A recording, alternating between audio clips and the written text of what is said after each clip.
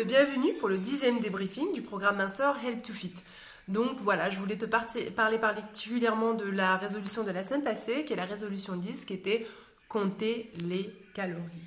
Ça me tient vraiment à cœur. Pourquoi? Parce que c'est une chose qui va complètement à l'encontre de ma personnalité, à l'encontre de ce à quoi je croyais. Et que finalement, en fait, j'ai trouvé super intéressant et j'y ai pris goût. C'est un truc de malade. Donc ce que je veux faire pendant cette vidéo, c'est expliquer pourquoi je trouve ça très intéressant, pourquoi j'ai aimé ça et quels sont les avantages que je trouve en fait à compter les calories.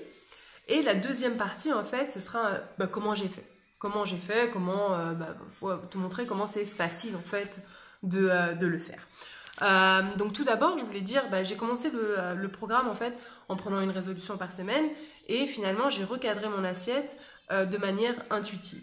Donc j'ai changé mes habitudes, j'ai pris des habitudes qui sont plus saines. Donc je trouve ça, je regrette pas d'avoir commencé comme ça. Mais à un moment, je stagne. Donc au moment où je stagne, je me dis je vais compter les calories. Mais en fait, ce qui est vraiment pas mal. Pourquoi? Parce que ça me permet de plus me rendre compte en fait de ce qu'il y a dans mon assiette et de recadrer un tout petit peu plus, de peaufiner. Au moment où on commencer, on va dire de manière plus ou moins intuitive avec les choses qu'on connaît, d'y aller facilement. Je trouve ça quand même intéressant parce qu'on reste motivé. Et puis maintenant, je pense que pour moi, c'est le bon moment de compter les calories. Donc voilà, ça je voulais juste un tout petit peu éclaircir ça avant de parler du comptage de calories. Donc le comptage de calories, j'ai trouvé ça génial parce que ça m'a appris plein de choses. Je pensais en connaître un rayon sur les aliments, sur la manière de se nourrir, en gros, en fait, ça va, je connais des choses, mais dans les détails, il y a pas mal de surprises. Notamment, je sais pas si tu as vu hier, en fait, mon coup de gueule sur la noix de coco, parce que j'entendais toujours partout, c'est super sain la noix de coco, il faut manger de la noix de coco, et oui, j'ai lu plein de trucs là-dessus et tout ça. Ouais, sauf que c'est plein de nutriments, c'est vrai, mais c'est aussi plein de calories et plein de graisse, 35% de graisse pour 350 calories par 100 grammes. C'est beaucoup. Donc si on veut perdre du gras, la noix de coco c'est bien, on va dire, pour assaisonner ses plats et en petite quantité, mais pas comme je l'ai fait hier où je pensais faire le bon choix d'un petit tanka et j'ai pris ça et finalement ça a explosé mes calories, ça a explosé mes macros. Donc voilà. Donc pourquoi je trouve ça intéressant? On se rend compte en fait de pas mal de choses, on en apprend tous les jours. Donc j'ai eu des bonnes surprises comme le pois chiche en fait qui finalement il y a aussi 350 calories par 100 grammes mais c'est beaucoup de protéines, des glucides, mais les glucides en fait 60% c'est des fibres donc c'est bon, ça rassasie, c'est un bon petit coupe-faim en fait. Donc voilà, ce que ça m'a appris, c'est que chaque aliment, même les aliments qu'on pense qui sont sains, ont des calories. Donc il faut faire attention toujours aux quantités si on veut maigrir. Donc si tu te rappelles quand on avait fait, quand j'avais fait la vidéo sur la nutrition et la pyramide pour perdre du poids, il y avait les calories. Donc pour maîtriser les calories, il faut maîtriser les quantités. Ensuite, il y a les macros.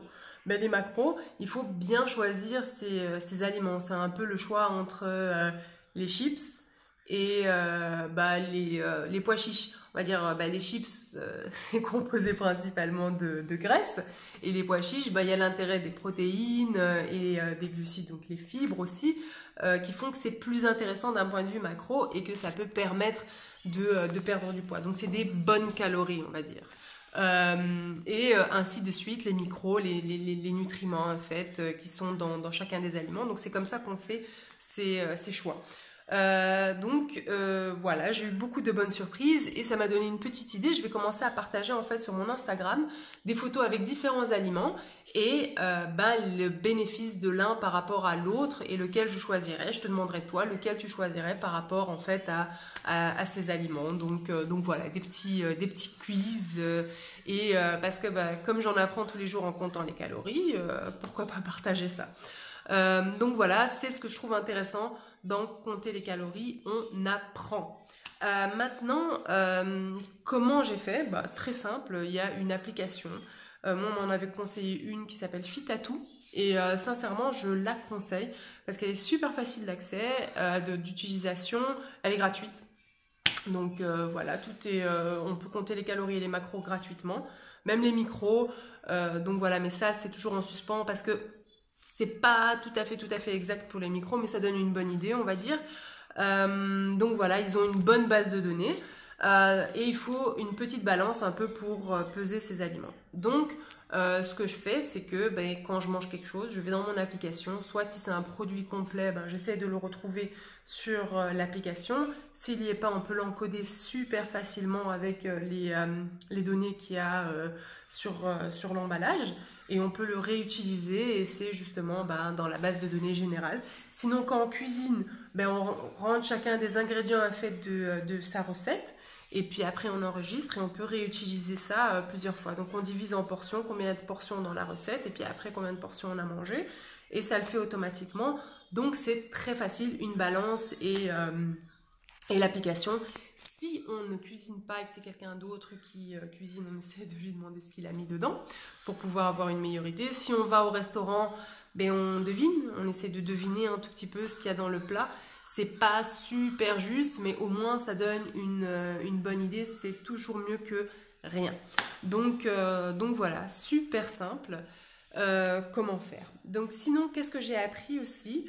Donc ce que j'ai fait, c'est que j'ai divisé en fait mes calories de toute la semaine par le nombre de jours. Donc je suis à peu près à 1400 calories par jour j'avais mis pour perdre 800 grammes par semaine, je devais en prendre 1500. Donc je suis un peu en dessous des calories, ça va. Pourquoi? Donc en protéines, on va dire si je prends la répartition, en protéines, je suis dans la moyenne haute, parfois un peu au-dessus.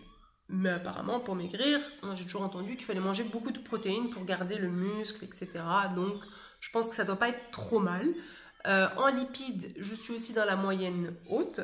Donc, j'utilise des bonnes graisses parce que j'utilise de l'huile d'olive. Mais malgré ça, je pense que je vais commencer à devoir diminuer un tout petit peu mon utilisation d'huile d'olive. Et éventuellement, le matin, quand je prends quelque chose comme je suis bien dans les graisses, faudrait que je prenne de l'écrémé au lieu de demi-écrémé. Donc, c'est les petits changements que je vais faire. La troisième partie, c'est les glucides. Donc, dans les glucides, généralement, je suis en dessous. Donc, c'est pas mal parce que j'ai aussi entendu que pour maigrir, diminuer les glucides, augmenter les protéines. Donc voilà comment je vais recadrer mon alimentation. Donc c'est à peu près tout pour cette vidéo. J'espère que ça a été intéressant pour toi et que je te motiverai aussi maintenant à commencer à compter les calories pour te faire une bonne idée de ce que tu manges.